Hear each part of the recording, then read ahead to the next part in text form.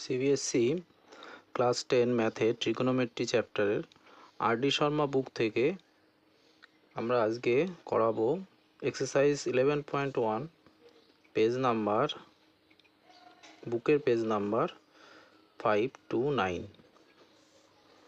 এখান থেকে দেখো আমরা প্রথমে 5 নাম্বারের প্রবলেমটা নিই। নাম্বার 5-এর প্রবলেম। নাম্বার 5-এর প্রবলেম কি আছে? cos theta by 1 plus sin theta equal to prove করতে বলেছে 1 minus sin theta divided by cos theta।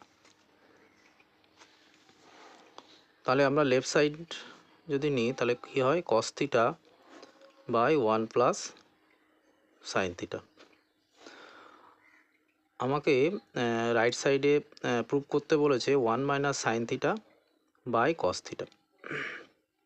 আচ্ছা, এইবার এখান থেকে আমরা দেখি কি করে রাইট সাইডের সাথে প্রুভ করা যায়।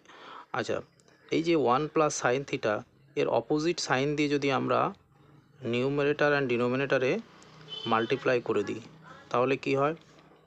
1 প্লাস সাইন থিটা আমরা নিউমারেটরকে মাল্টিপ্লাই করলাম 1 মাইনাস সাইন থিটা দিয়ে। নিচে কি রয়েছে?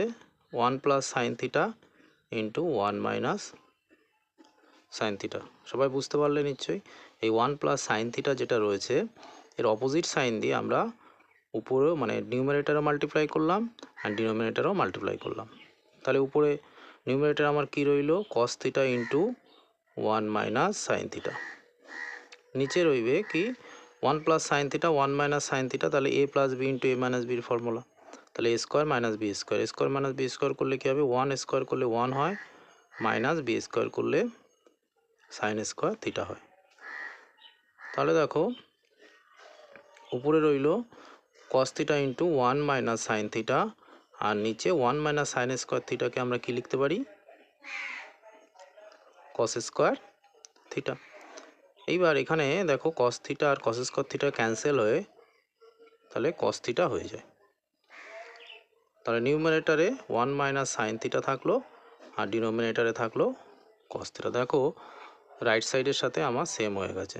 তাহলে RHS is equal to RHS আমরা লিখতে পারি প্রুভড। আচ্ছা,